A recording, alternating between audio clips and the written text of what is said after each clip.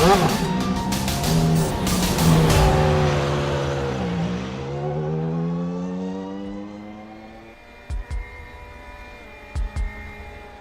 rounds, 6 different countries, and 2 continents.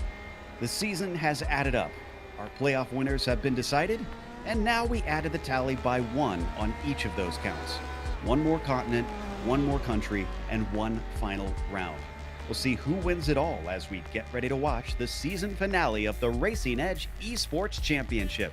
And you'll see it all live here on the Global SimRacing channel. Hi, I'm Joe Peak, and with me in the booth is Samuel Ryman and Peter Mackay. Behind the scenes is our director, Sean Crackers Ambrose, and he's using cameras provided by Dougie Beer. Mount Panorama is a beastly circuit.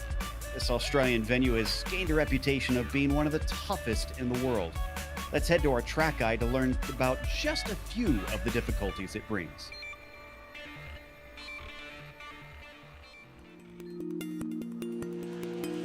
Welcome to Mount Panorama Circuit.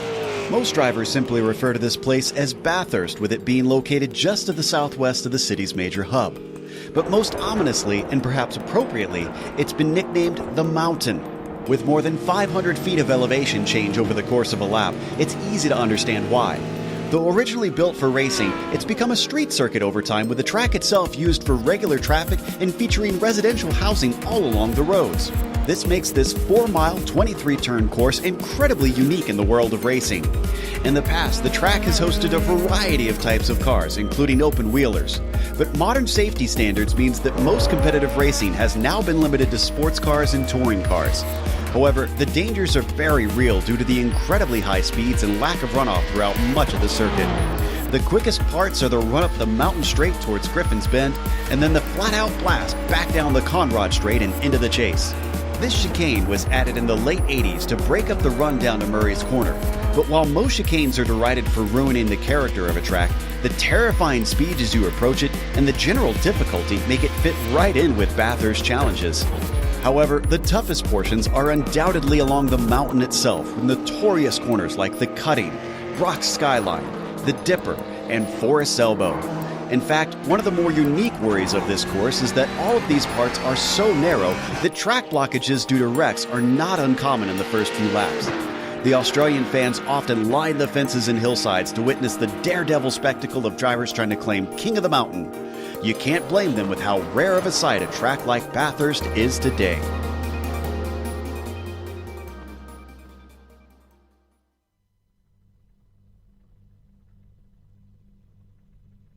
Well, so many lovely views. Can't imagine being up at the top of the mountain in real life and looking over.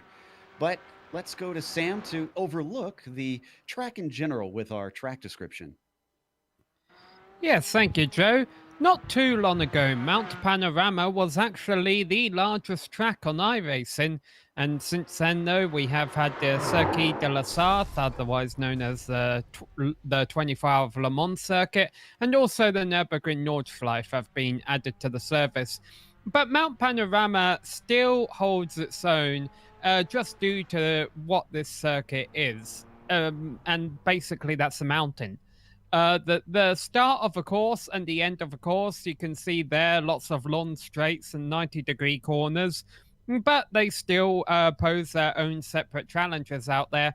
However, the top left corner on your graphic there, all that is all the twists, all the turns, all the narrow racing that you see up and down the mountain throughout most of this course, and we'll see plenty of drama throughout this track during the next 1 hour or so as we find out who our champions are going to be. Now, there are 10 in each of the classes that are able to be champions. We've finished out the points. We'll go over who they all are, but let's take a look at who finished within the top 5, starting, of course, with Peter in the GTE class.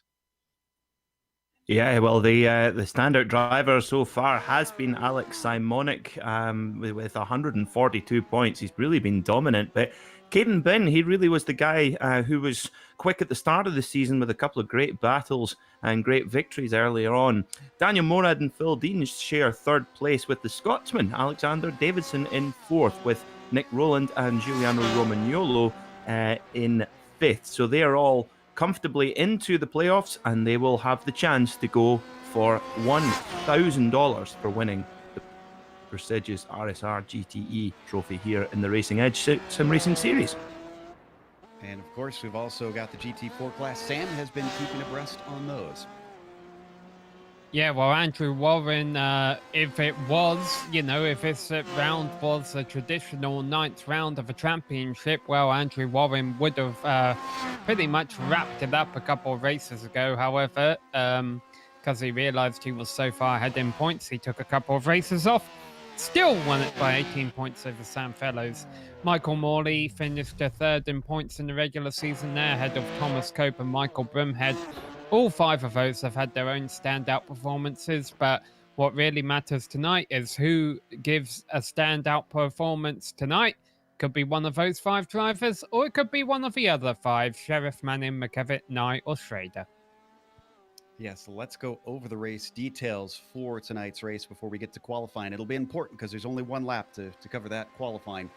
Up at the top, you can see this is the championship round. This is outside of the regular season. This is where the money is paid off. So it's not about points. It's all about just winning here today. And it's going to be a 60-minute race compared to what the 40 minutes we saw earlier on in the season. A little bit longer, a little bit more of an endurance race. And there's the 2 classes, the GTEs and the GT4s. The cash prizes are still available for the podium, and it is still a fixed setup. But again, only the winners of each class get their respective big season championship prizes. Now, if you want to put your racing skills to the test on the track, visit racingedge.com and check out the latest listings for race cars and classic cars. From super quick McLarens to vintage Ferraris, racingedge.com will cater for your needs. Want to learn more about how to get into motor racing? Visit racingedge.com/media for more. And are you looking to take advantage of GSRC's over 1 million global monthly impressions? From official series sponsorships to commercial placements, we have advertising options available to suit your company's needs. Follow the link in the video description to learn more. Now, 1 lap qualifying. So we have nobody on provisional pole. It is all going to be who can keep it clean and be fast around here, Peter. That is going to be a dangerous game to play with these walls up at the top of the mountain like we see here. Yeah, but Bathurst does have just the most unique challenge for the driver. Of course, Bathurst is just, I think, along with Le Mans, there is just one race that makes this entire circuit, and that's the Bathurst 1000 in the V8 Supercar Championship, which takes place every October. And they actually have exactly the same qualifying format for the top 10. They have the top 10 shootout where the drivers go off in reverse order. They have 1 out lap and 1 flying lap. And I have to say, it's one of the most entertaining motor racing spectacles of the entire year, and a real treat for fans. And I don't know if it's a treat for the drivers. I think they have to take one very big brave pill to set a lap in qualifying here, especially in those big V8s, but no less tricky in these 911 RSRs and the GT4 as well. Of course, in fact, actually for our GT4 drivers, keeping that momentum up is going to be more important than ever, because as Sam said, it's called Mount Panorama for a reason. You got one big climb up and then one big drag down the iconic Conrod Straight. I think this is going to be our first car to put a time in. Indeed it is. Roman Yolo with a 59.8 sets one on the board. Take him just starting a lap, so I don't believe he has set a time. Next, it's going to be Nick Rowland, who has his number 67 coming up to Murray's. This is also in that GTE class, seeing if he can go quicker than Roman Yolo. It's a 2-flat-5, and that's not going to do it. The GTEs have crossed the line. The GT4's about to cross the line too. They're about 15 seconds a lap slower than the GTEs. Andrew Warren is a driver I have my eye on, and he's ran a 2:14.9, and that's going to be tough to beat for the other GT4 drivers. And critically, Waring did not set it, or not Warren Fellows rather, did not set a time. So he's going to have to start towards the back of his class. Thankfully, only 10 cars in each class, so it's not a huge work through, but every little bit is going to be important, especially if the leader has pace to scamper away. That's seriously fast from Andrew Waring in one of these cars. You see Alex Simonic coming over the line, a 1 minute 59.2. So he'll be joining his teammate Phil Deans on the front row of the grid. So Davidson up next. As mentioned, Dean's on the pole there. Sheriff managed to get onto the second row of the GT4s. Let's see what the UK&I driver can do as he takes it down into the chase. Nice and tidy through there. This car looks very planted. So as the number one machine tries to claim number one, he has one more corner to try and do it. Just clipping the curb off of Murray's and across the line. It's a 2-flat-2. And Davidson is going to put it into fourth. That's not going to be good enough. Yeah, we should emphasize, Joe, for people who might not necessarily be familiar with iRacing, that the reason this qualifying lap is so critical isn't because you've got to do it without putting it in the wall. You've got to do it without making any mistakes at all. If you so much as graze the wall or put a wheel in the grass, your lap time will not count. And as you mentioned, that's already happened to Sam Fellows. Let's see, hope it doesn't happen to anyone else. Morad next, and he's going to demote Davidson down to fifth. He takes away P4. What about Broomhead in the number 5? This is for the GT4 lead. Also swinging it down into the chase, breaking down to a mere 70, 65 miles an hour, and then accelerates away off the corner. Slight rise there out of the chase. Yeah, he took a lot of curb there. He just needs an okay lap, Joe. There's a 1.5 second gap between Warren and Cope. He can be a second off a pace and start second. 2:15.8. You're right. He is going to start in second. Simonic comes across, and I think he already ran his, so I think he's just practicing. Remember, they only get one lap. I think that is actually it, because Thomas Cope is done as well. There's no other cars out on track, and there's not enough time to attempt to run through a warm-up and a qualifying lap. Our grid is then set. So let's go through that starting order here today. Phil Deans is on the pole in the GTEs. Alex Simonic is going to be sitting next to him on that front row. Only a tenth, less than a tenth, between them in their qualifying times. That is how tight it is. Giuliano Romagnolo will be started in P3. Daniel Morad on the outside of row 2 will be 4th. Alexander Davidson got shuffled down to 5th as we watched, and then Nick Rowland will be starting in 6th. We only have 2 more of the drivers, so only 8 of our GTEs racing. Take him, one more rather. Take him as the last driver out there in the GTEs who will line up.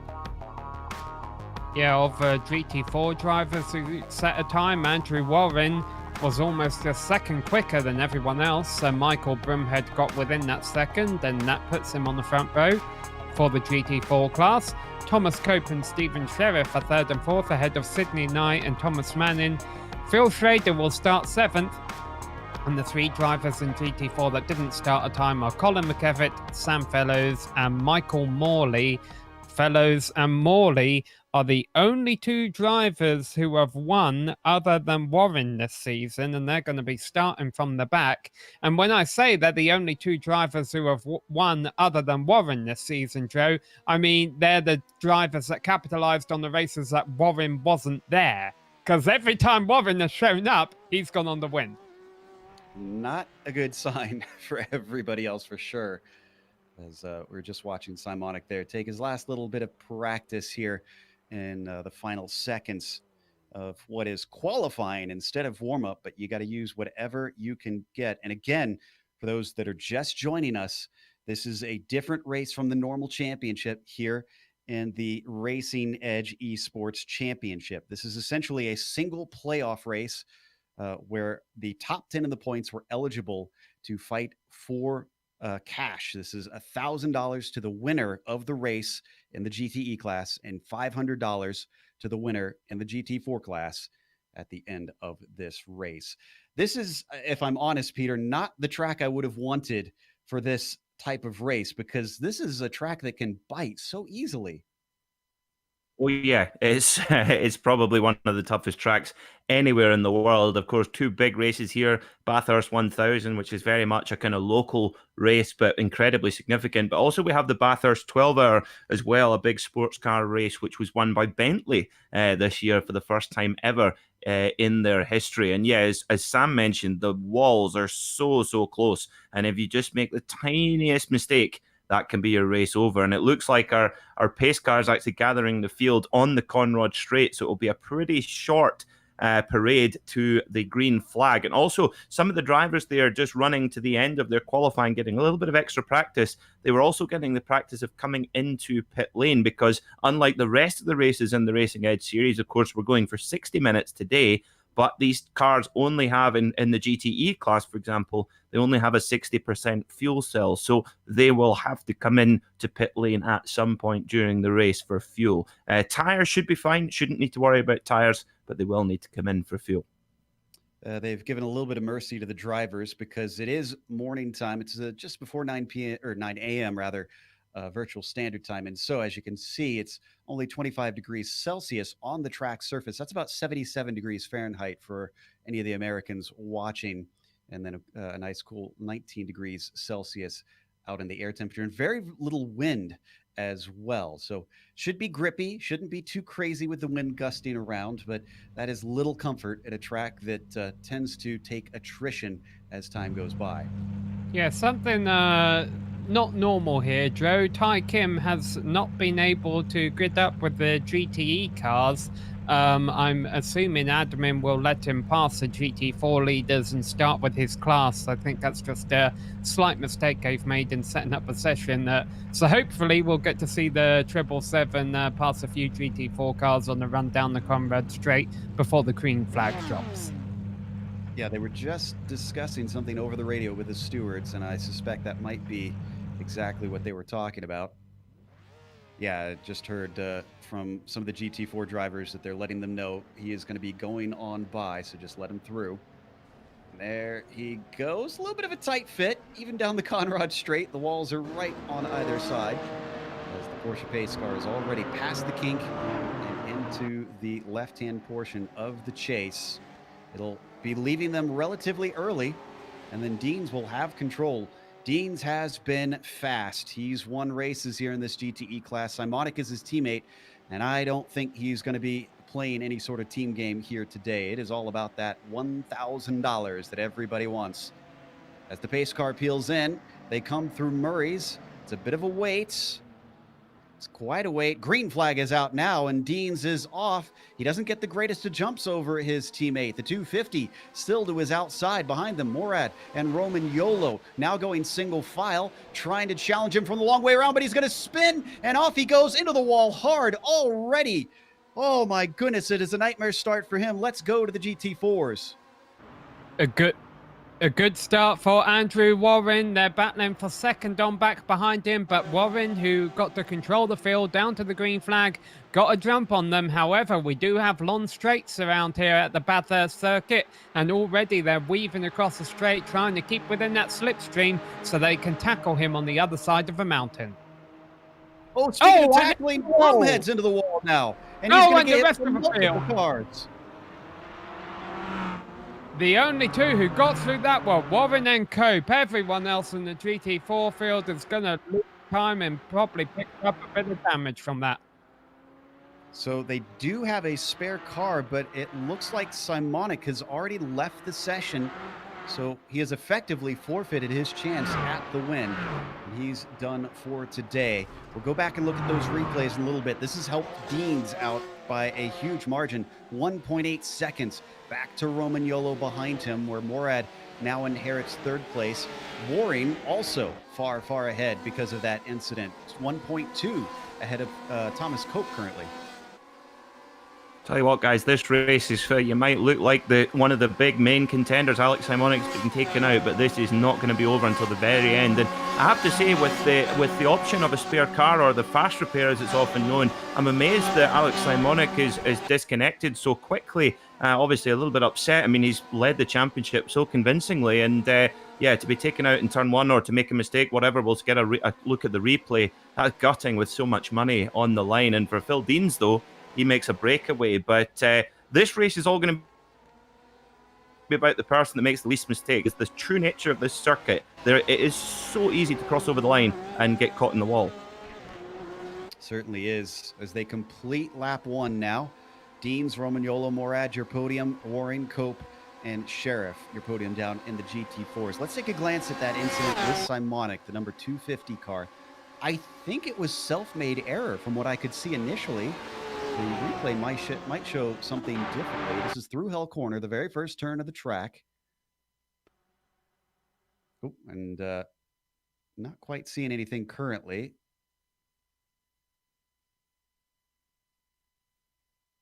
We'll want the number 250 and back up to the start of the race here. Not sure what's going on, but maybe we'll have to switch over. Here we've got it now.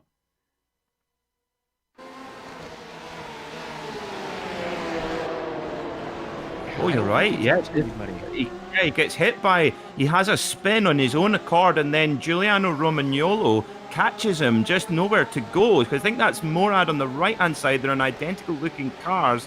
But Giuliano Romagnolo drops back, I think, and oh, yeah, pretty big contact there as well. So Romagnolo's bound to have some damage there.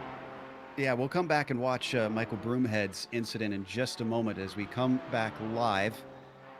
This is Andrew Waring on your screen, already extending it out to about 2.1 seconds. I feel like that's going to be critical here, Sam. Breaking that slipstream, it's going to make it all the harder for the 64 to run him back down. Yeah, no, Warren obviously got very lucky, and pretty much the crash in the GT4 start there happened for second and third place. So the only one who's retired out of that is Michael Broomhead, but obviously everyone else lost a bit of time, and some cars out there running with damage, and that's just making Warren's job even easier. And we just got information from the stewards, the number 64, that's Thomas Cope. He was the one that went into the back of Broomhead. He's been given a drive-through penalty. So that'll give an even bigger gap to Waring, and will promote a number of drivers. Sheriff will jump up to second. Manning up to third. Morley, who has been quick at times, could be a threat this race, but he's got a little bit of ways to make up on the leaders. Right now we're on board with Davidson, back and forth, fighting for the third place. That's Daniel Morad directly ahead of him. It's about half a second up there. Yeah, this is serious commitment in one of these cars. The GTE car is a seriously fast GT car, even faster than the GT3. So we're heading up through McPhillamy Park over to Skyline, down to the infamous S's, and then the Dipper, where you just are going off a cliff here. So you see brilliant camera angle there from Dougie Beard, and look at that. You cannot express the elevation change there, and it's just hang on for dear life. And for Phil Deans now leading this race by 3.3 seconds, for him, he's now just got to really drive with a calm head, because clearly he's got a pace advantage on the others. But for him, it's going to be about keeping his concentration for another 54 minutes, including a pit stop. And well, that's going to be vitally important, because just one mistake will be punished so badly. As we see Alex Davidson drafting past Daniel Morad, going down towards the chase on the brakes. Can he get it sticked? He's onto the grass and he spins over and just gets out, breaks himself. The chase, very easy to do there. Wow, Roland with a very close moment, but a good heads up. He snuck through that incident. Davidson falls to fifth, Roland up to fourth. Morad retains third. Meanwhile, in second, Sheriff now up to that position in GT4. Yeah, Manning just made a big mistake, Joe. Right as we cut to them, he was off the racing line, grazed the wall. He had been challenging Sheriff for second place. He's still there, as we get a replay exactly of what happened there. He's still in third place, but obviously his car's not going to be looking as pretty, and he's lost a bit of time to Sheriff. So with Cope serving his drive-through, this is a battle now for second, third, and fourth. keep a close eye on Michael Morley back there. He has been one of the faster drivers throughout the season. He didn't get a qualifying time in, so he had to start at the back. Now, obviously, it's going to be quite hard for any of these three to run down Andrew Warren, but if anything did happen to the 336, this could very well end up being the battle for the win. We also have Roland go all the way back down to 6th after he was promoted to 4th for just a couple corners, essentially. Watch this. He was getting a little bit ambitious, was seeing if he could try and pass Morad. And unfortunately, the car just drifted a little bit wide. That was actually a good save, because I don't think he even touched the wall there, Peter. Yeah, and that is, I tell you what, I swear there are magnets in that wall because it's a little bit off camber when you turn in, and it's really, really easy to run wide and get into the wall, lock up the brakes. And I suspect he might have been a little bit distracted by, I think that was Colin McKevitt in the Flying Lizard Cayman GT4 there, that maybe just put them off. And that's probably a good time to mention that not only is this such a challenging circuit, probably the toughest in the world, the lap traffic is going to be a massive issue for this race. Although we don't have too many cars, it's just there's so many parts of the mountain section that are just one line, and you've really got to show patience and accept that you are going to get held up by traffic and not take any silly risks, because that is where races are caught up. I should also mention, Joe, the reason McEvitt is a lapped car, he had a mistake of his own on the mountain course on lap 2, and that ended up wrecking the front of his car, so he came into the pits for a free repair. I saw him duck in there, and I wondered what was going on. We've come back to P2 with Sheriff holding off Manning. Oh, and going a little wide, not just a little wide, way wide there, Sheriff, through Forest Elbow, somehow isn't overtaken by the number 6. I'm surprised that Manning isn't slower, considering he hit the corner of the car. This is not a place where you want ill handling. Of course, the slipstream effect of the car is going to be important as well. The way it cuts through the air on these long straights, he gains a little bit of ground into the chase, but is not close enough to attack. We'll have to wait for another opportunity. We've still got 50 minutes left to go. We are barely into this race. Well, Sheriff is carrying damage as well, Joe. So even though Sheriff and Manning may have a similar pace to each other, I think losing a couple of seconds a lap to Andrew Warren. He is completely trekked out. Another black flag being handed out to Phil Schrader for avoidable contact. But yeah, so what are we? 4 laps into this race, and Andrew Warren has a 14-second lead in GT4. He'll just have to take it very... Sorry, Joe. I was going to say that just some more information. Apparently that was contact with a 35 and 14. That would be Fellows and McKevitt. So I wonder if that was partly to do with McKevitt's incident that we were talking about just before. Some blinking now with Sheriff. That is a little bit frightening for Manning, and he even gives him a little more space, drops off the back of the car out of Griffin's, just so that he doesn't wind up inside the car ahead. And Phil Schrader serving, he should serve his penalty soon. Oh, sorry, this is another Phil. Yeah. Another, too many Phils. Yeah. We've got our fill of Phils. So, sorry, go on, Sam. Yep, I just wanted to make a note on the battle for second still for the GT4 class, that eventually I think it will turn into a 4-way fight, because Thomas Cope is in 5th after serving his drive-through, and he's running that battle for second down at about 2 seconds a lap. He's certainly got a fire lit under him. He returned in 6th place after his drive-through, but Cope, like you said, has already gained 1 position. Taking a look at him now, it does look like he's pushing pretty hard. Before we turn the cameras to him, he seemed to be a little out of sorts in places, as he also takes it in deep into Forest Elbow, manages to keep it out of the wall, and now works his way down the Conrod. Yeah, opening up all those 425 horsepower. It's such a long drag there down Conrod Straight, and you go down towards the chase, an incredible section of circuit here, right over. Oh, he's on the grass. Oh, he's using far too much of the road there, but that's where you get all the road there on the left hand side, and then harden the brakes for the chase. So easy to break down. But I tell you what, guys, I cannot believe that Alex Simonic, after being flawless all season with so many race victories, and makes a mistake on lap 1, turn 1, Hell Corner. Well, that's ironically named because it's hell on earth for him right now. Because I have to say, he was my favorite for the $1,000 today, and he'll be he'll be hurting over that. Yeah, I'm with you. I'm not sure what made him decide to exit out, because he probably could have limped that car around very easily. He just would have had a little bit of a tougher time. Meanwhile, as we jump up to our leader in the GT4s, this is Andrew Waring.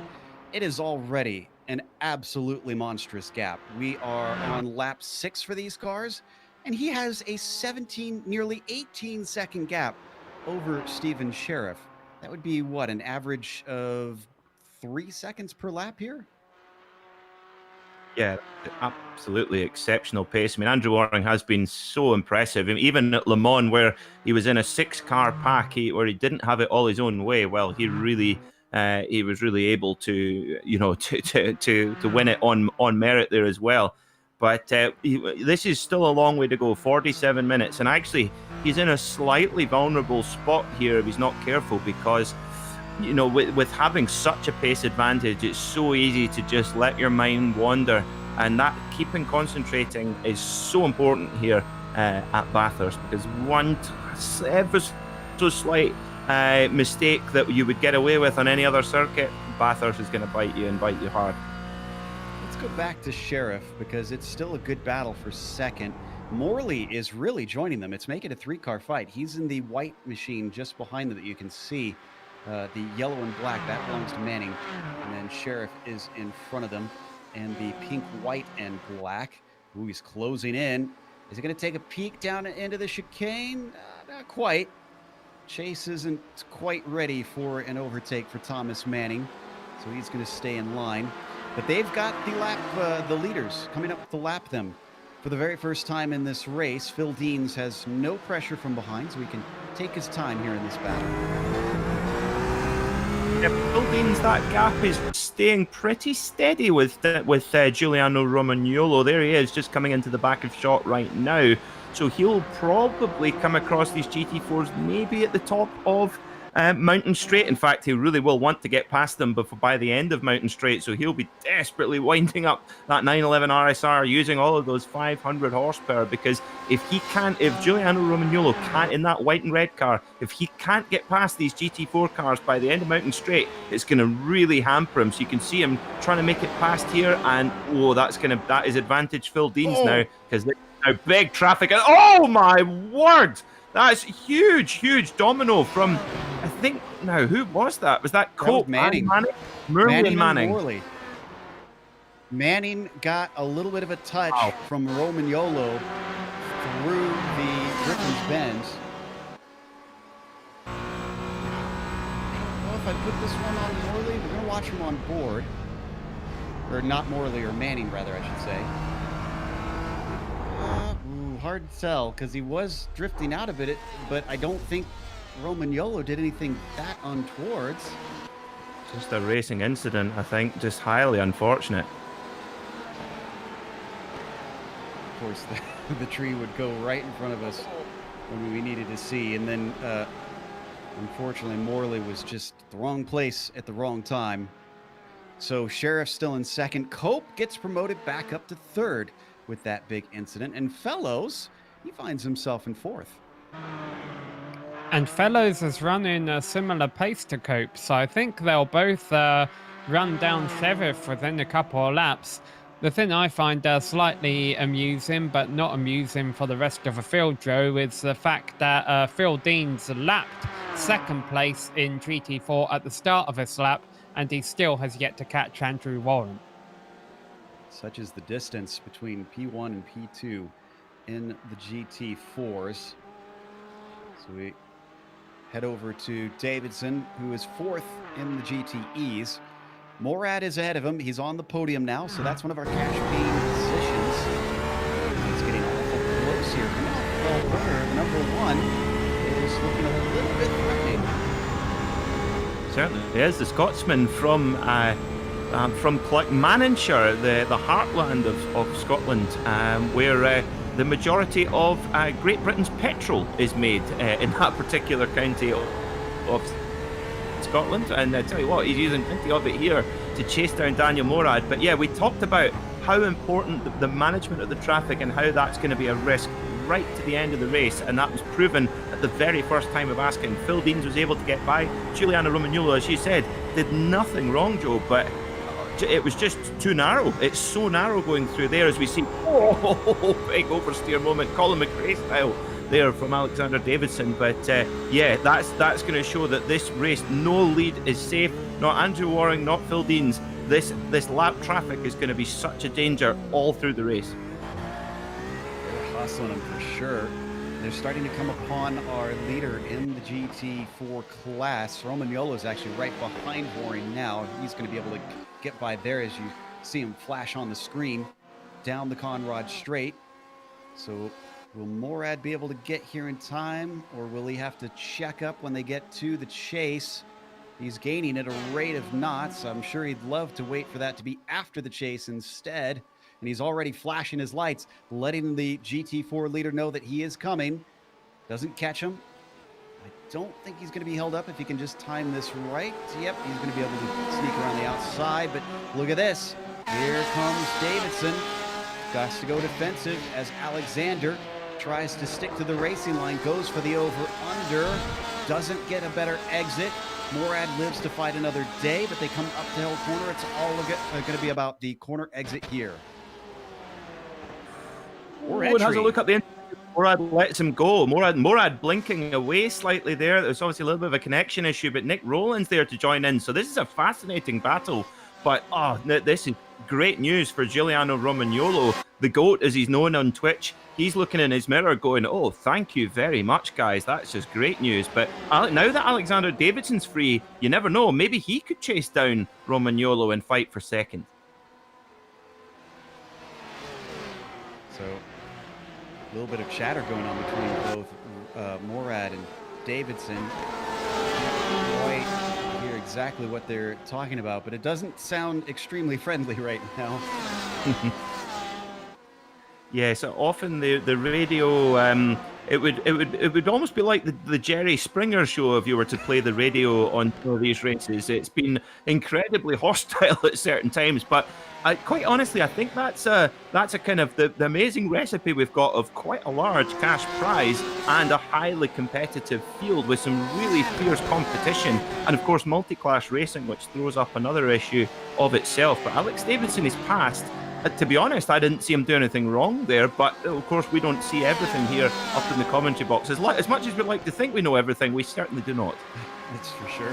And I do think he's got a little bit of pace over Morad, because look at him stretch away in this lap. It's already up to half a second. Now, this could change here. Let's see if the draft brings Morad in at all. Didn't seem to do a huge amount of work. Oh, Sheriff!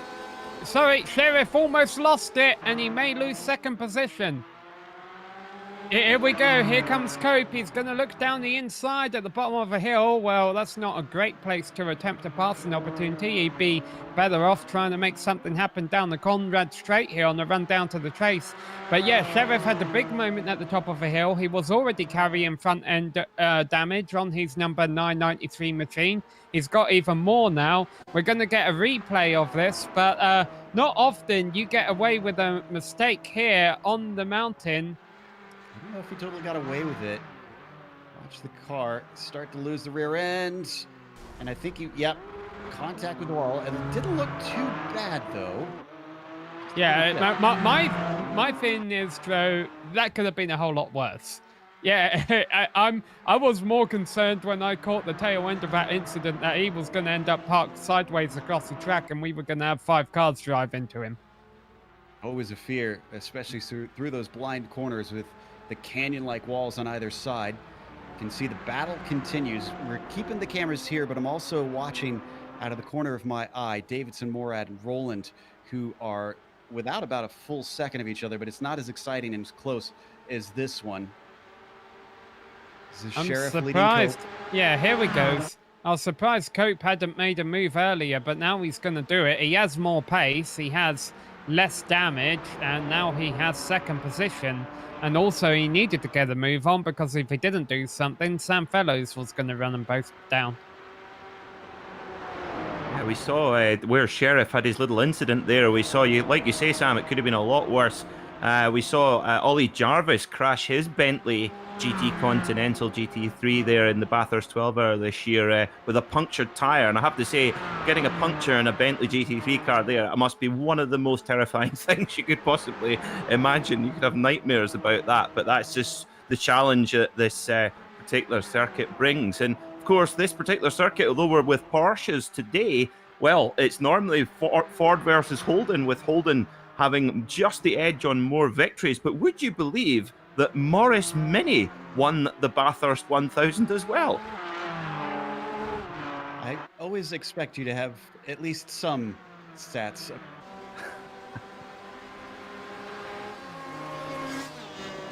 We've jumped back to Davidson, and Morad has caught back up. So the initial lack of pace has changed around, and Morad is now challenging. He's pushing a little bit harder. Maybe he was saving something. Oh, and off into the wall. Davidson smacks the left-hand side. He's going to stay off to the side, give some room. He knows he's got a wounded car. Doesn't want to affect the other drivers' races. So Roland and Morad move up to fourth and third, respectively. But how bad is Davidson, and can he limp it back home? Yeah, might have to. Interestingly, he'll be now, what are we, 25 minutes into the race. He could actually come in at the end of this lap, take his fast repair, fill up with fuel, and take his pit stop now. So he might. Oh, but that car looks very unhappy. But if he takes his fast repair, fills up with fuel, he's going to lose time, of course. But again, maybe not as bad as it could have been, potentially. But we'll just need to wait and see. But we'll see what happens as the race unfolds. But we might see some drivers starting to take their pit stops in time. I think we're about to see a change for third place in GT4 down into corner number 2. Sheriff being challenged by Fellows, and Sheriff is actually going to lift off a little bit early there. I think he pretty much handed Fellows a position. He knows his car is wounded, and honestly, if I was him, I'd be getting that car in the pits as soon as he knows he can make it to the end on fuel. Yeah, Fellows, remember, did not get his qualifying lap in. So he's steadily been working his way forward, is now on the podium, is looking at least at a little bit of cash, even if it's not $500 worth. And I spoke too soon. Smacks the outside of Quarry. Sam Fellows with a hard shunt on the mountain. He's going to let him right back by. That is how much he is hurting. Sheriff goes through. Davidson, I can report, is in pit lane now.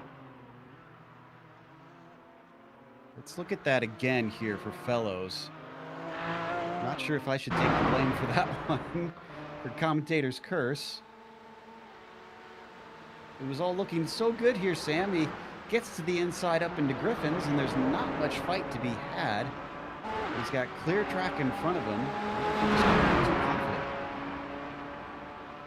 Yeah, he's probably also trying to run Thomas Cope down for second. You know, he still had a carrot to chase in front of him, a couple of seconds up the road there, worth a little bit of extra cash. And also, of course, the great thing about being second is that you're in prime position to take the win if the leader makes a mistake. But unfortunately, it wasn't the leader who made the mistake, it was Fellows. He clipped the inside wall. I didn't catch that on the angle before.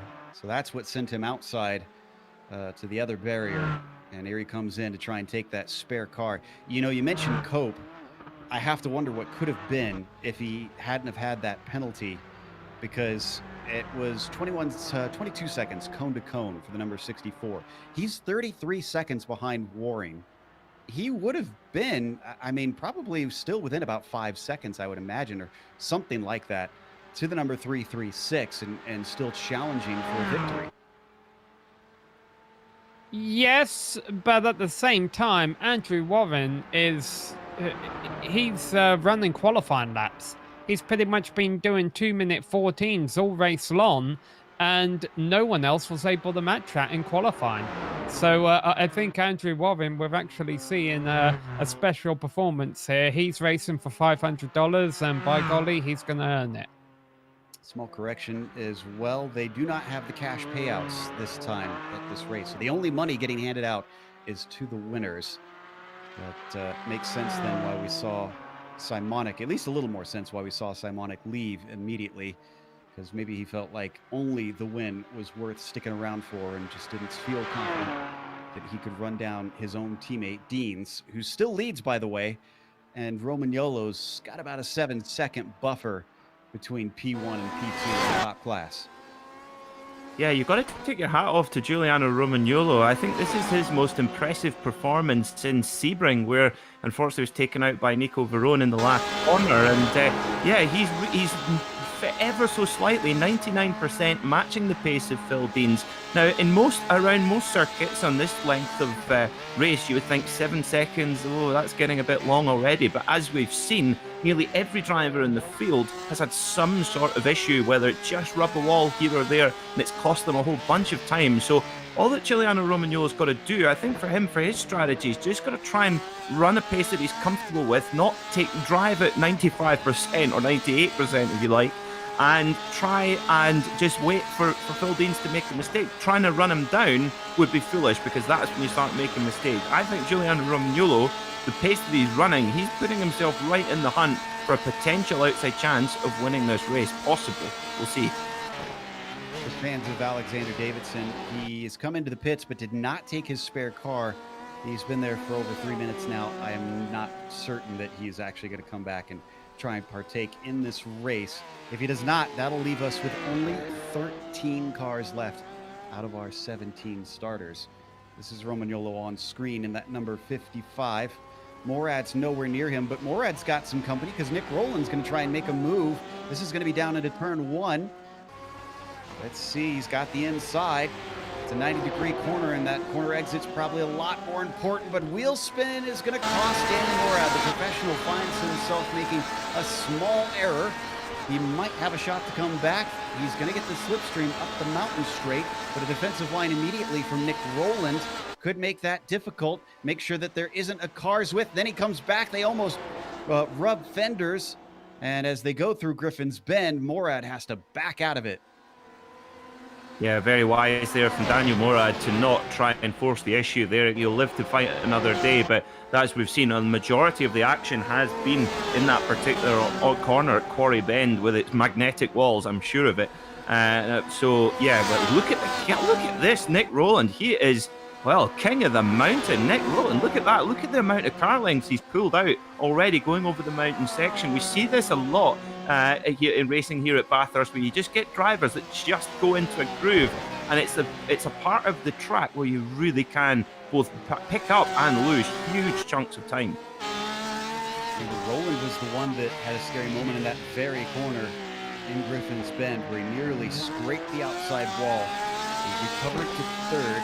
He's about 15 seconds behind Phil Deans, our current leader. And Romagnolo's roughly 7 seconds ahead of him as we ride on the nose of Nick Rowland.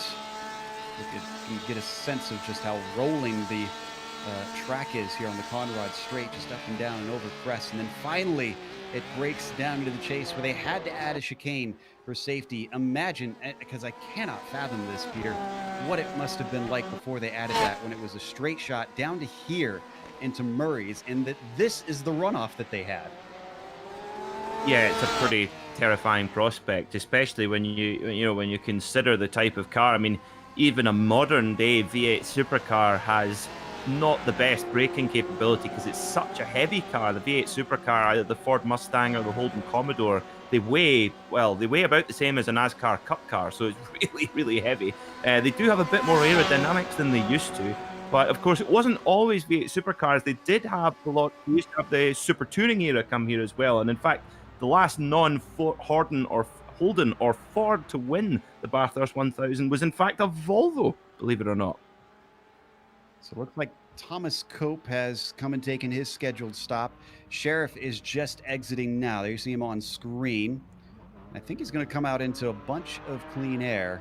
Yeah, just a whole lot of clean air. He's going to be all on his lonesome to try and focus on his own line. Did Cope do the same? Yeah, he did. Sheriff's stop was a lot longer than Cope's, so I'm wondering if that's the difference between taking tyres and not taking tyres there. I'm not sure why you would want to take tyres on a 1 hour long race, but that's my best excuse for Sheriff on why his stop took so long. Might have been perhaps repairing a bit of damage, possibly. He's maybe had did he not have a little bit of a ping He, pong off the wall at one point? yeah, he had a lot of damage. He took a free repair, but that doesn't add any time to your pit stop. So instead, we turn our attention to the leader, Andrew Waring, who had grown up to over a minute gap back to Cope. But again, that was a little bit messed up because of the pit stops cycling through. Now this will give us a better idea of how things are. I want to watch and see if Cope can finally manage to match the pace of Andrew Waring, whose last few laps at 2:15, 2:16. Compare that to some 2:14 sprinkled in the early laps. He's out and done. Cope is actually not even to the chase yet at this point. That is how far back everybody else is from that 3:36. Yeah, the more interesting race with Andrew Warren right now is seeing how high he can finish overall. I want to see if he can win this whole thing. Yeah, he's trying to do a Porsche RS Spider, winning above his winning above his class. His pace has been absolutely incredible. I mean, his best so far, 2-minute 14.8 in a car like a GT4. That is blisteringly fast. When you consider the lack of horsepower that they have compared to the GTE cars, and the lack of aerodynamics as well, which are crucial around here as well, as we see Daniel Morad coming out of pit lane as well, and Giuliano Romagnolo also taking his pit stop too. So we'll need to see how that filters out when Phil Deans and Nick Rowland take their pit stops. 26 minutes left to go. We're past the halfway point. We're still waiting on 3 different cars to try and pit, including this man who leads the race, the number 13 of Phil Deans. He's also got Roland behind him, who's yet to take a stop, and Take Him, who was a little farther down the field, needs to stop. He's running in third. That should shuffle back around once he completes the cycle for himself. And speaking of which, there goes Deans down into pit lane. Yeah, Phil Dean's just mirroring Giuliano Romagnolo's strategy there. So there's unless there's anything untoward here, they should filter out as we were. But the in-lap and out-lap is really, really important for these pit stops as well. It's something that we've not seen since, at all in the series. It's all been sprint format, 40 minutes. So this 60-minute feature being quite different as we see Nick Rowland come in to take his pit stop as well. Roland is looking for his stall. Deans had to go for a long time with him being on the very end of the pit lane. There you can see the number 1 garage. Deans is out and going. Roland still waiting for his service to finish up. Take Him also came in. Romagnolo rather, he's going to inherit, it looks like, Take Him's spot and Roland's spot. In fact, Roland comes out by a decent margin behind him. Yeah, but interesting that Roland he's got a good view up ahead to Giuliano Romagnolo, and just that physical view of the car in front can sometimes make a big difference to your motivation as the race goes on. And with 24 minutes, this is going to be a long 24 minutes for these drivers now, because their tyres are going to be absolutely finished by the end of this 60-minute race. The Bathurst circuit, very tough on tyres, and just stepping over the line once could lose you that. And I think for Phil Deans particularly, with $1,000 on the line, that is going to be that's going to be coming on his mind as we see. Oh my word! There, I don't know if Giuliano Romagnolo caught the wall there, but either that or Doug Beard's camera has been destroyed there, because that was close. I'm going back to check it on my screen, and I don't think he touched it. He managed to stay away from it, but there was all but inches between himself and the concrete. And the time he's down the hill, through the S's, out of Forest Elbow, and on to Conrad. accelerating out of 80 miles per hour from that corner, climbing and climbing. It's 140 already, 150 miles per hour. Looks like he's going to hit 160 just barely. I'm not sure if he'll do much quicker than that. 167, I spoke too soon. 169, 170, 170 miles an hour here in these GTE cars before finally he gets on the binders. And as fast as he is, he's not fast enough to catch Deans, who is still up front. Yeah, Phil Dean's not putting a foot wrong so far. I have to say that would be the fact that you see the Giuliano Romagnolo, his beloved goat, on his car there, on his livery paint scheme. And I tell you what, that would have been the fastest the fastest goat in Australia right now. As we see, look at that. There's our GT4 leader, Andrew Waring, just ahead of Giuliano Romagnolo. Amazing that even after this amount of time, Andrew Waring's still only a lap back. So, yeah, fascinating pace from Andrew Waring, 41 seconds ahead of Thomas Cope. And the really, for Waring, he's the only guy who hasn't had an incident in GT4. Yep, that's fairly accurate, I would say, because I think everyone picked up a little bit of damage on the opening lap pile-up. I have to ask you, Sam. I know you've been quiet, and I know why you've been quiet, but it seems like things have spread apart down in that second class, and drivers all kind of are forced to run their own race from here. Yeah, well, that's the problem when you have races that have chaotic starts. Well, sure, they get remembered for the chaotic start, and it's all dramatic at the time, but Warren's got a lot of pressure from a GTE car from behind right now. But you know, it does mean things get spread out a little bit in the long run.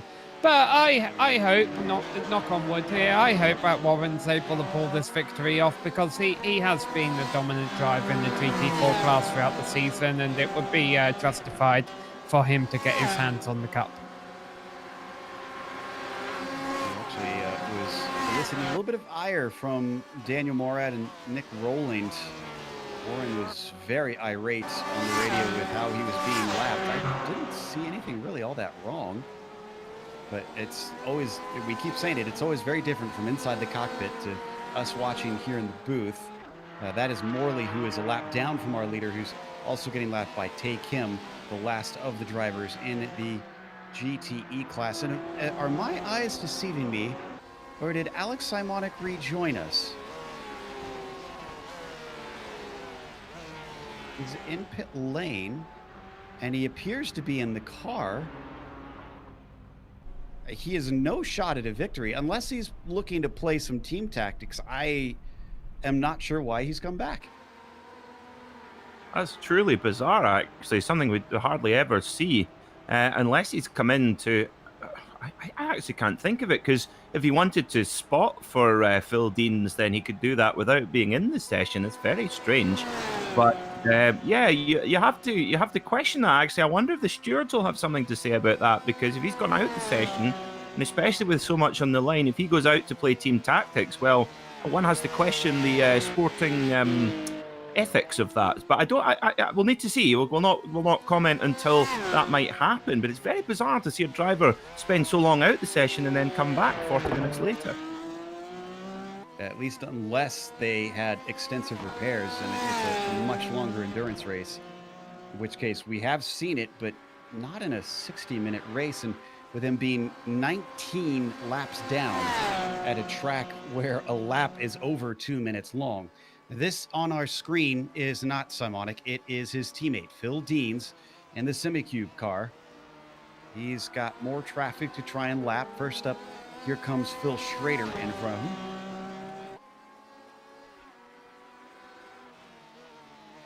Just an update on Alexander Davidson. He is disconnected from the session as well. So he obviously thought that damage was too much, and he's decided to call it a day. So they're dropping like flies in GTE, and simply getting to the finish here is going to give you a good result, and yeah, even a good chance of a podium as long as you get your car to the end.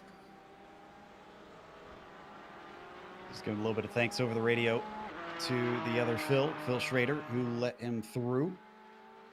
Obviously, no relation between them.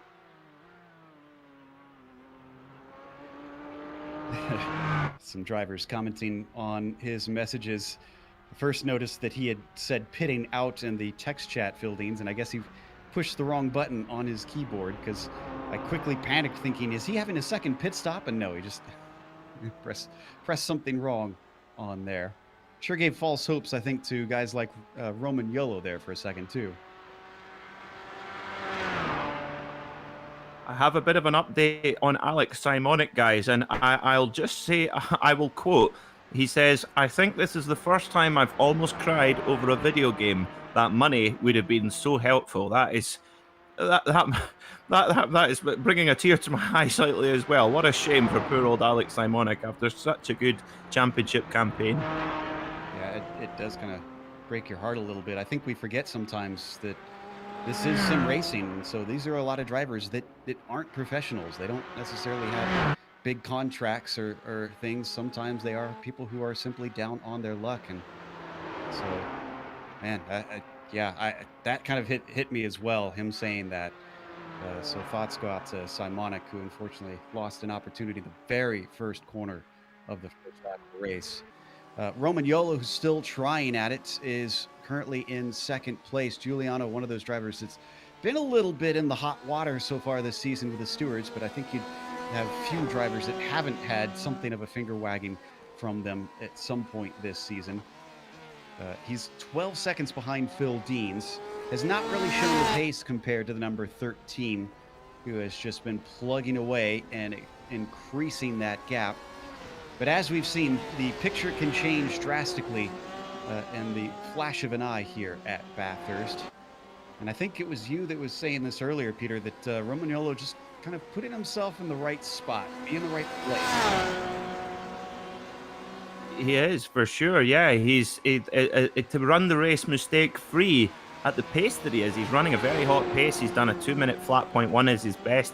Did a 2-minute 2.4 there, so the tyres clearly just dropping off slightly. But if he can run mistake-free at the pace he is, do not count out an opportunity for him to possibly win this race, because it would only take the ever so slightest mistake from Phil Deans, and that would be that. As we say, around any, if this was, say, Silverstone, for example, I mean, Phil Deans could have a monumental off and still get back on the track and still keep his lead. At Bathurst, you do not have that luxury whatsoever. There is no reset button. Now, for some reason, we've had McKevitt in for a second time. Oh, I think I found it finally. I'm not sure if we can get a replay, but coming through the S's, the 14 car slammed into the wall. So we'll have to back up about 50 seconds from there. Yeah, I think he took his first stop to fix repairs at the end of lap 2, so he was destined to come in a second time anyways. Yeah, this happens in the S's, so this is up towards the top of the hill that he has the incident. Oh, I think, is it? Yeah, there it is, right there. Just clipped the inside.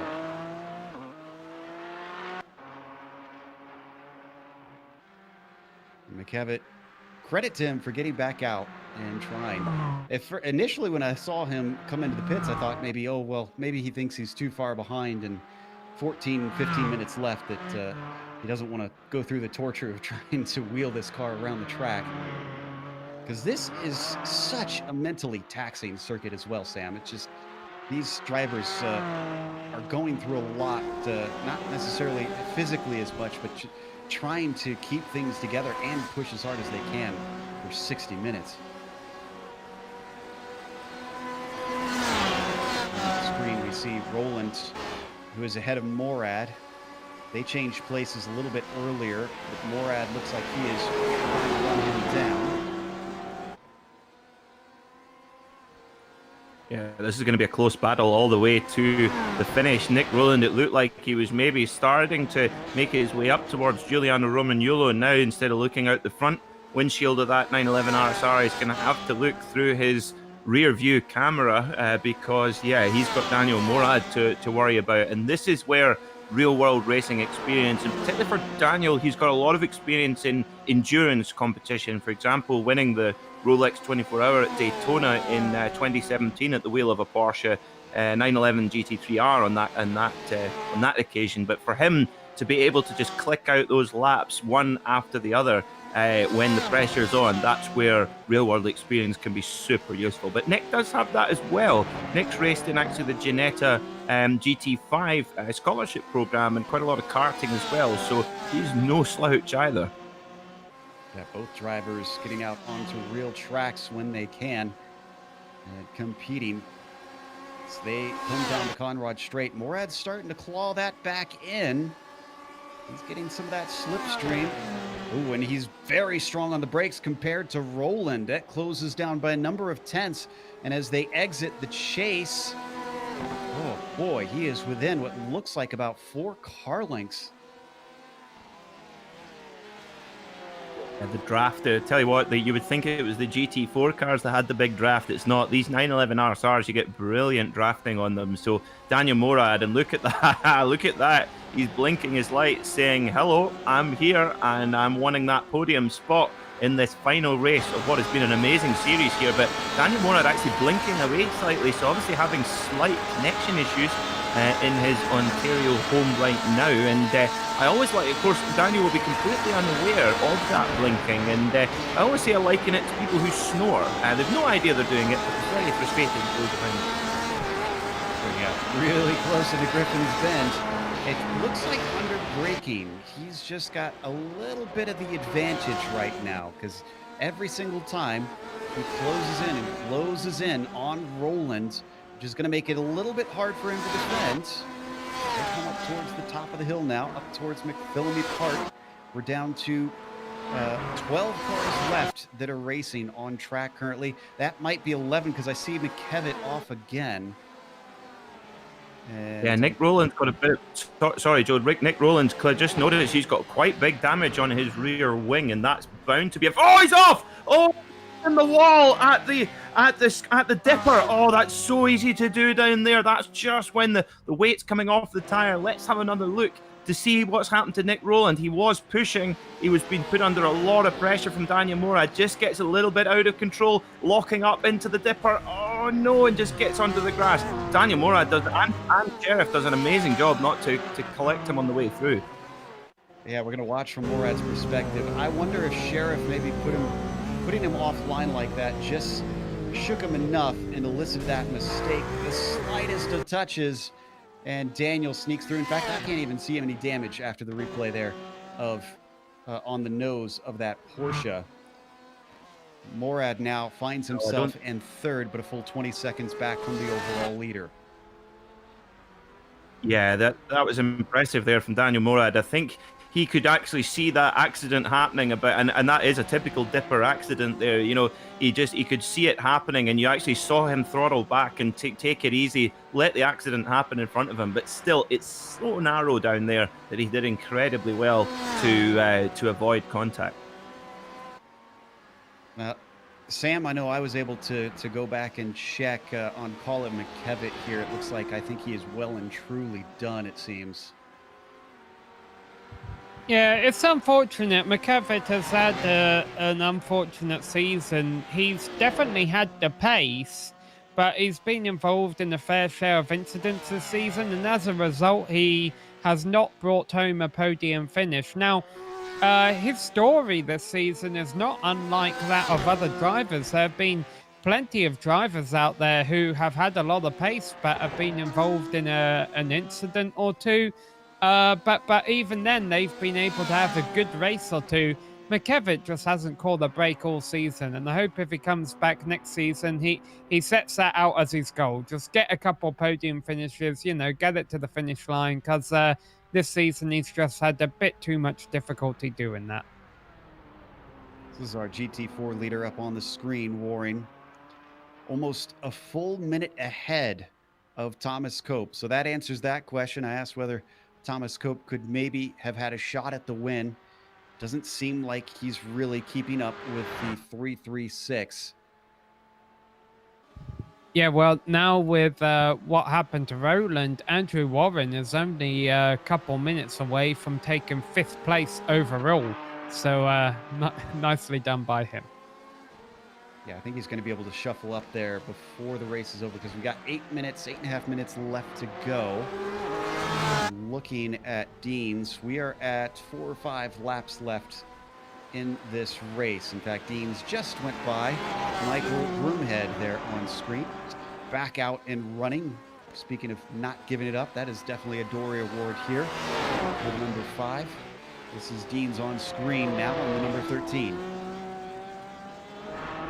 Yeah, he's still pushing. His last lap, a 2-minute 1.7. That is really, really fast for this stage in the race. So he's still pushing, and sometimes some of the faster drivers do prefer, rather than throttle back and maybe lose concentration, they like to push on to almost keep their concentration. It's almost like when you're driving late at night and you're trying to keep awake, you drive faster to try and keep awake a bit more. Or maybe that's maybe just me. That sounds like a dangerous combination, but we were watching Broomhead there. He is running in 6th place. Meanwhile, we have switched a little bit farther ahead. This is Tae Kim, who currently runs in 4th after not qualifying. I was going to say qualifying in 14th, but he started in 7th out of these 7 cars in his class. So up 3. I'm not sure that we've even really seen him pass anybody to get up to this 4th place. It just tells you how important it is to keep the car whole, which he might not do too much if he keeps sliding it around Forest Elbow like that. He's closing in on Daniel Morad here for Tae Kim. He smells a podium, and you can tell he's pushing there, going through the dipper. The car, it almost just flies sideways. It's wow! Oh, Dougie Beard, what a great camera that was. I like that one, chase cam, but that's a proper chase cam. What if we could get a 5-lap comparison between Morad and Kim then? Because I haven't been paying close attention here to the laps, so I'm curious what those differences with those gaps were each time by. As it's being pulled up here, let's take a glance and see what the numbers show. Morad lost 2 laps in a row, it seems. A chunk of time. Now, 24, that might have been the one where he had to slow up from Roland having his issue in front of him.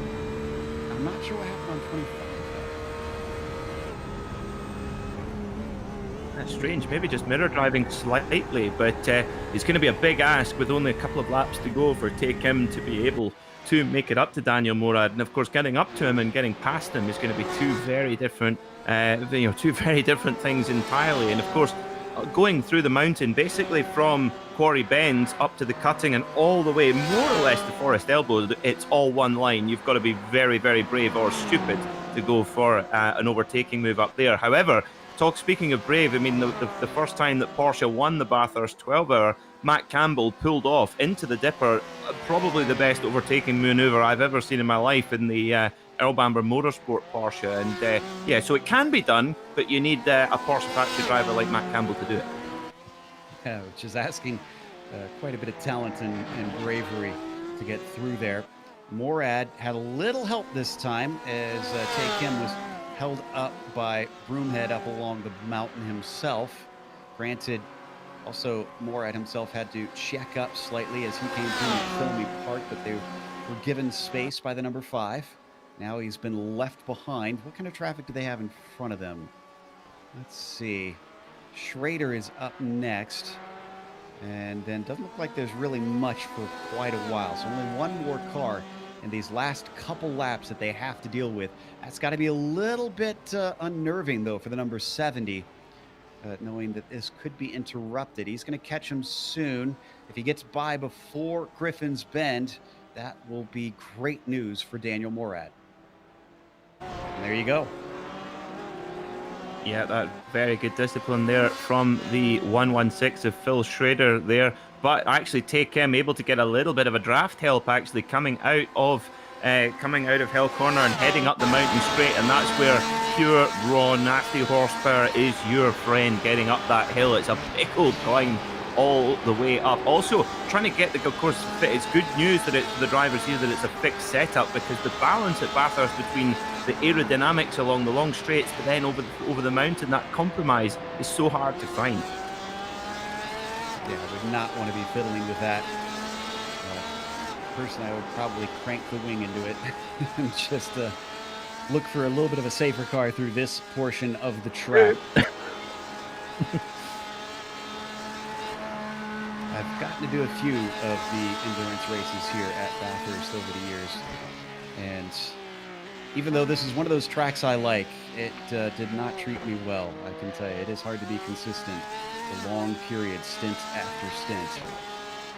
Looks like Simonic has finally gone back out there on track behind his teammate, and the driver in the position that he'd like to be in, Phil Deans.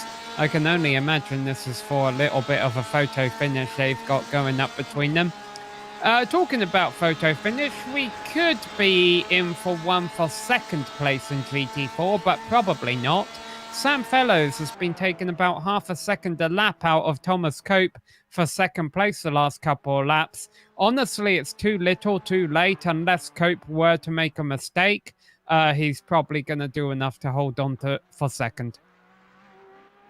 Again, I do not put anything in the guaranteed bin here. It is going to have to be very hard fought for if you want a podium at this track.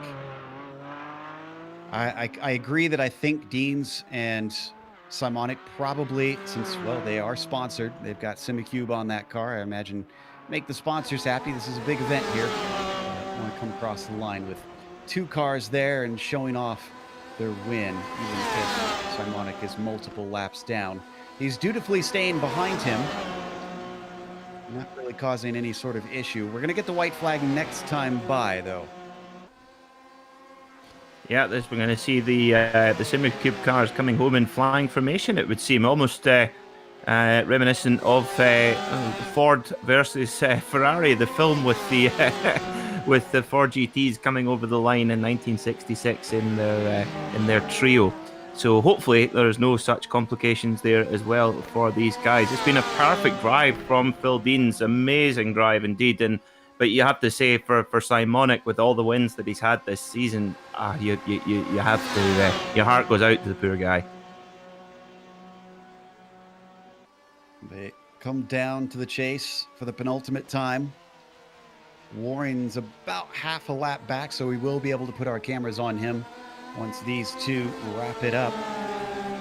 We're down to, well, we were down to 10 cars left running. We've jumped back up to 11 with Simonic joining in. Yeah, if I was Deans, I'd be asking Simonic to back off a little bit. I know Simonic's not close enough to hit him, but you never know, in motor racing. All it would take is a simple slip from Deans or a tiniest bit of netcode, and you might end up putting your teammate in the wall and out of $1,000. Obviously, hopefully that doesn't happen, but still, Deans has more trust in his teammate than I do. Sam, you obviously, it must be a British thing. I was sharing the same pessimism, thinking of the worst all the time. Based on our conversation earlier today, Sam, I think I understand why, but he does have 17 seconds over Romagnolo, so it's a pretty big gap. If he gets a little bit of damage, he could limp home. If anything, he could have Romagnolo push him the rest of the way home and get that little bit of extra speed, as we saw as well. That was Warren taking his white flag. An even more monstrous gap back to Cope, 52 seconds between Andrew and Thomas there in the GT4s. Take him, continue to try and keep Daniel Morad honest, as there's less than 2 seconds between them. But Kim has been stuck back in that fourth place and doesn't look like he's going to be able to step on the podium. The most amazing thing about Andrew Warren getting a white flag there was it was the officials waving it and not his competitors. So down the Conrad Straight, our leader goes. Phil Deans ahead of Alex Simonic. It's the last time through. And this round 9 in the Racing Edge Esports Championship was for $1,000. Phil Deans, who came in late, showed his speed, showed incredible dominance late in the season, is going to dominate today and take the win. They come across in a photo finish between the two SimiCube teammates. Yeah, flawless performance from Phil Deans. I really thoroughly deserved that victory. Did not make one single mistake, which for 60 minutes round here around Bathurst, incredible. But here's Giuliano Romagnolo, the GOAT himself, a brilliant drive to second place here in this finale of the Racing Edge Series. His best drive of the season. Great job. And his teammate here, Daniel Morad, one of the series organisers, completes the podium with Take Him right behind in fourth. So although we only had 4 real finishers in GTE, they were all pretty close together actually in the end. That's a good point. Yeah. And Warren, he's on screen now. He's coming up to Murray's $500 in the pocket of the 336. Andrew Warren is going to try and do it in style. He's got to be careful. He's going to be able to get it back around in sort of unintentional donut, but he will indeed win this race. The finale here for the Racing Edge Esports Championship goes to Andrew Warren. And one mistake he's made all season. That's his 6th win in 6 starts that he did throughout this 9-race season. So congrats to him as we see more cars finishing up. Some of them not in the condition that they left the start line. And that was Broomhead. Well, his car has been beat up for most of this race. The battle for second won't become one. Thomas Cope is going to do enough to hold on despite having that drive-through penalty after getting into the back of Broomhead at the start of this race. He's going to come home and finish in second position ahead of Sam Fellows in third. And with all of Warren's wins, 6 wins this season, for Cope, this is the 5th time that he has finished second this season. Wow. Without a win. That's got to be a little bit bittersweet for him. As we watch Sheriff now come across the line. He'll be in 4th. That's pretty much everybody here. So we're going to take a little bit of a break here on the Global Sim Racing channel. We'll come back with the unofficial results as well as driver interviews. Stick around because on screen you'll see all the upcoming races here on GSRC.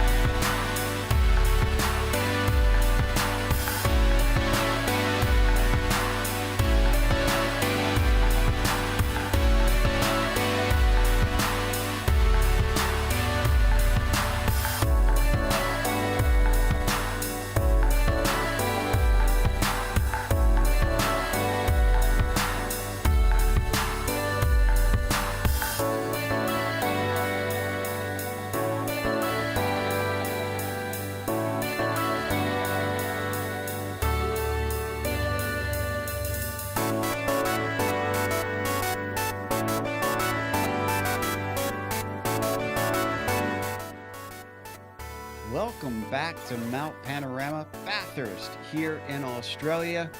It was the finale for the Racing Edge Esports Championship. This was where the money gets given away. And up at the top of the GTEs, it was Phil Deans who wound up coming away with the $1,000. Giuliano Romagnolo finished second. No money given to the rest of the podium this time. Daniel Morad wound up in third. And only 4 cars, well, 4.5, I guess you could say, finished here today. Take Him took 4th. Roland was 5th in his class in the GTEs. Davidson was 6th. And then Simonic returned and did take the checkered flag, but was many, many laps down and was last in his class in the end. Sam, what was the GT4s like? Well, Andrew Warren gets 5th overall and 1st in class to get a well-deserved $500. Thomas Cope, second, once again, finished second so many times this season. You gotta lose one before you can win one. Well, he's lost 5, so next season should be very successful for him. Sam Fellows comes home third in class ahead of Stephen Sheriff just outside the podium after being up front towards the start of a race, and Phil Schrader rounding out the top 5 in class. Then we get to Michael Broomhead, who managed to salvage a 6th place finish in class after what happened to him early on. You've already mentioned the GTE finishers here, but you see 7th in GT4 is McKevitt, 8th is Morley, 9th is Manning, and last was Sydney Nye. We've got our winner ready to talk to us, a slightly richer man now, as Philip Deans has won today. Phil, that had to be at least a little bit nerve-wracking during the race. I have to imagine that money maybe came into your mind at least a couple times. Am I wrong? Yeah, absolutely. For sure, when you come into a race like this, and there's a prize, you got that in the back of your head all the time, and especially when you have traffic in front of you, it's a little bit nerve-wracking, and especially at this track when you come into some of those tight sections, I really had to be careful, and I couldn't be as aggressive as I wanted to, but I had to do that in order to stay safe and keep it clean until the end. Obviously, I'm sure you were in at least somewhat of communication with your teammates during the race. So after that first corner, did you know what had happened to Alex? Did he let you know, or did he just disappear on you? No, I didn't really see what happened. I just saw my mirror that it was either contact or something happened, and I just put my head down and pushed after that to try and get a gap and be comfortable for when I came up across traffic. There's already been chatter amongst the drivers about looking forward to a season 3, and I know the organizers have been discussing putting one together. If they have another season, will you be coming back to see if you can get more money in the pocket? Yeah, perhaps we'll see. I'm looking forward to come to the next round and seeing what the new car track combo will be. Well, we are too, because this season was certainly spectacular. That was Phil Deans, our winner here Oh, today. could I think? I'd like to thank Vendaval SimRacing, SimiCube, Balco, Draw Once, and all my supporters for all the help. And that's it. Awesome stuff. Obviously, very grateful, Phil Deans, for taking home the prize. And he is followed now, of course, by our winner in the GT4. Sam has caught up with Andrew Waring. Andrew, you had a very dominant season, but at the end of the day, it was all down to how things would go in the final round today at Bathurst, and you didn't disappoint us at all. Congratulations. Thanks so much. Yeah, couldn't do the last 2 rounds of the actual season, and I was kind of nervous getting back into the car after not driving it for a couple weeks. But then the setup that Racing Edge had around here was just friggin' perfect. It felt like as long as I kept my nose clean, it just was easy. Honestly, the Racing Edge just run such a great series the whole time. It's just a great way to end it. Well, you talk about keeping your nose clean. Normally, they say the easiest way to do that is to stay up front, and you proved that today because pretty much everyone behind you got a little bit of damage on their nose on the opening lap, which, you still had to do your job after that. You were running qualifying times out there and pretty much throughout the whole first half of a race.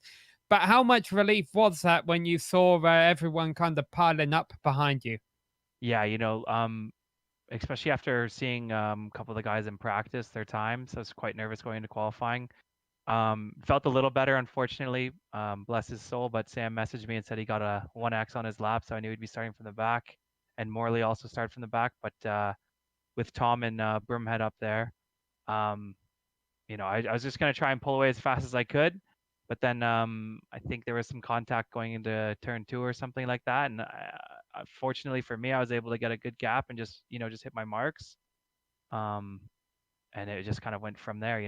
It definitely was about keeping the nose clean and try not to get in the GTE's way.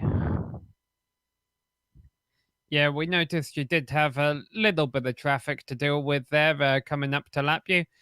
Well, a couple questions here for your last question. First off, anyone you'd like to thank? And secondly, are we going to see you back next season? And if so, will you be in the GTE car?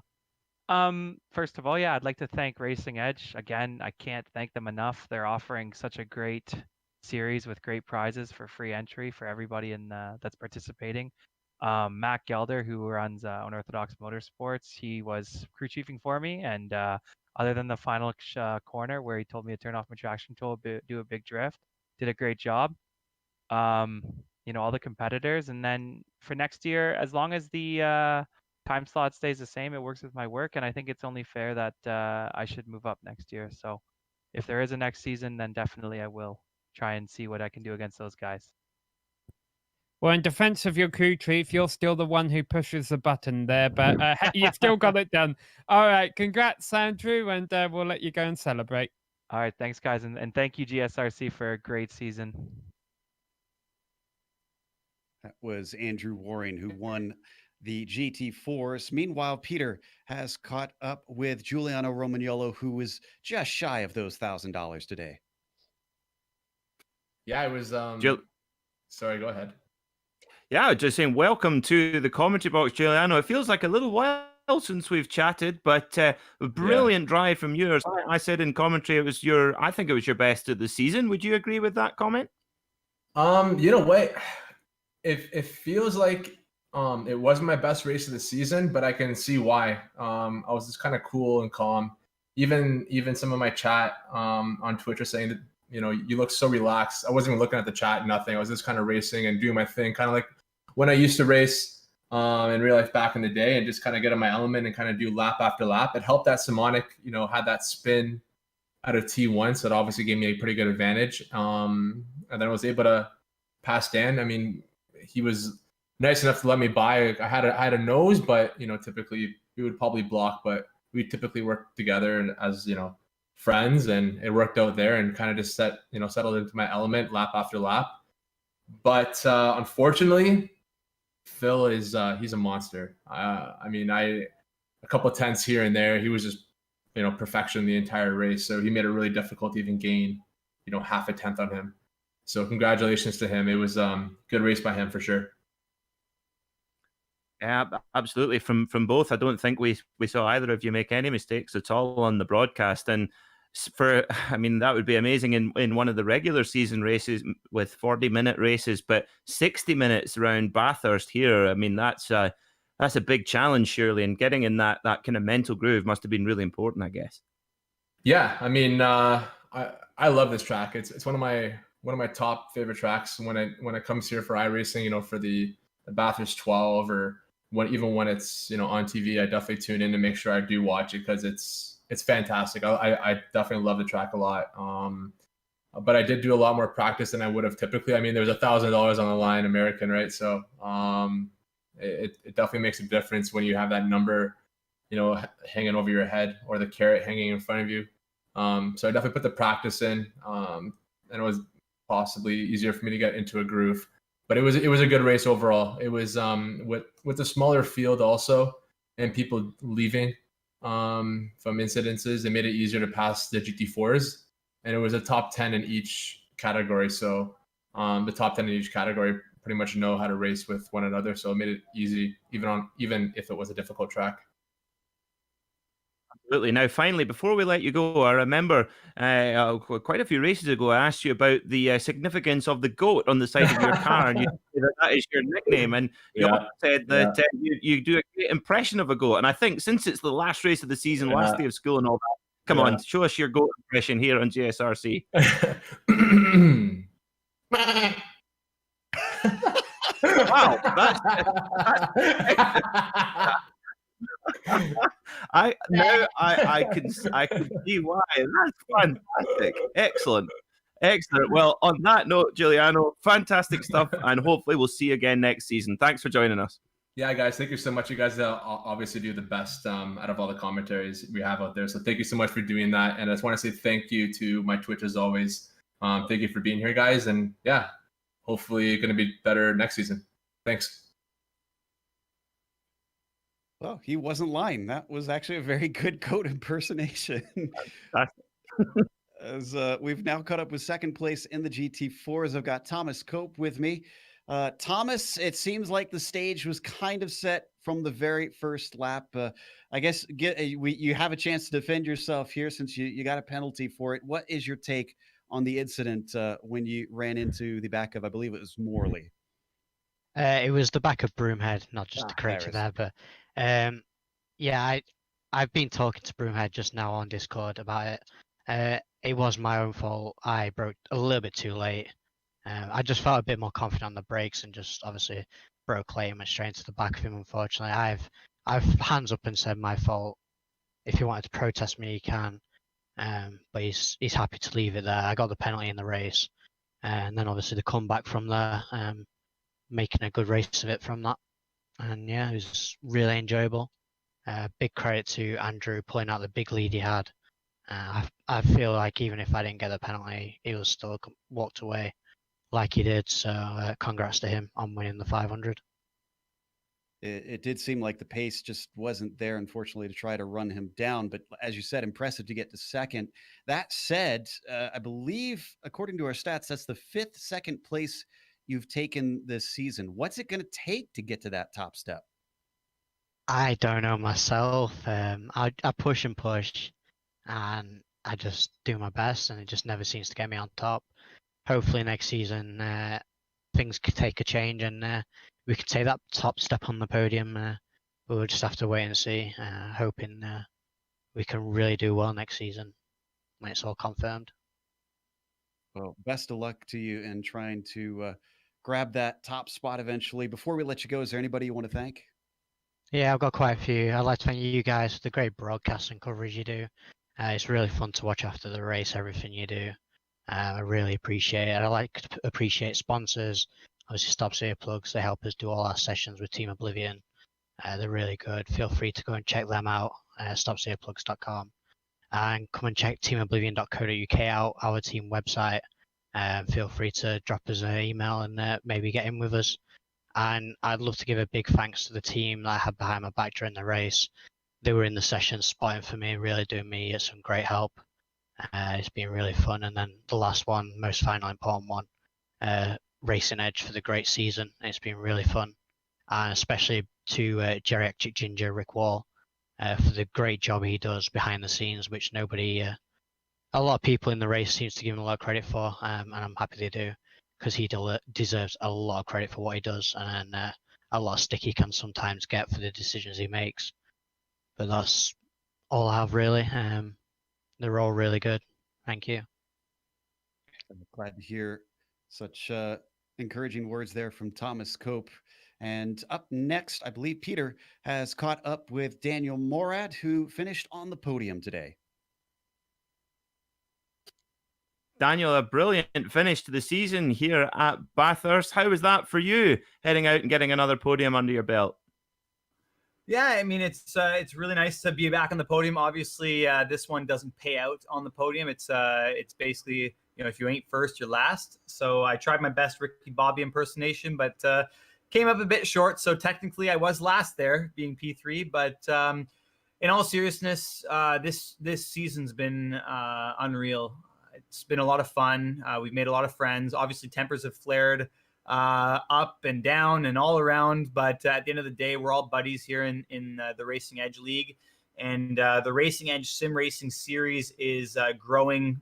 And what's amazing is so many people in the sim racing industry are learning what this is all about. You have like top sim racing pros that are in here, like Phil Deans and Alex Simonik, Dakota Fripp.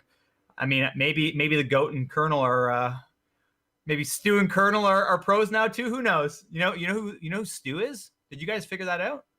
Because we have had a goat. Yeah, do tell us. Stu. Well, basically, there's a goat in the race, and his name is Stu. So Stuart Little. But yeah, apparently I'm the Colonel. But listen, I didn't go to war as hard as I wanted to today, but overall it was really cool. Great season. Looking forward to season 3 rather. there will be a season 3. We're working on the details now. You guys did a great job. Racing Edge, without them, this thing would not be possible. The first 2 seasons have been free entry with really, really big prizes, okay, cash prizes. Going forward, the plans to make this bigger and better. So we're working on things. Obviously, I'm involved in the organization of it with Racing Edge. But another guy I really want to thank is Rick Wall, aka Ginger, Geriatric Ginger. He's our race director, volunteer race director this season. Unbelievable job, spending hours upon hours after each race, analyzing footage, assessing penalties, making sure this championship's run really fair. And it's a top level championship for anyone watching this. If you watch the replay of this on YouTube, if you're watching now, make sure you keep an eye out. Season 3 is coming quick. Look for something maybe start of September. That's all I can say for now. But overall, it's just been a great time and really fun to race with everyone. Well, we're really looking forward to it, and hopefully we'll see you for season 3. Daniel, thanks very much for coming to join us, and go and enjoy your podium. Thank you. Finally, last but not least, a very common combination that we've been getting all season long, Samuel Ryman talking to Sam Fellows, who wound up 3rd today. Yeah, we've gotten to talk to Sam 6 times this season on the podium, including 2 wins. A solid season, Sam. I don't know if this is a result you were hoping to end it with, but, well, how are you feeling? Yeah, thanks, guys. It was really, really weird race for me, but a really fun race. Got to, do some fuel strategy. I had my girlfriend and my dad both helping out with the fuel strategy, so that was a lot of fun.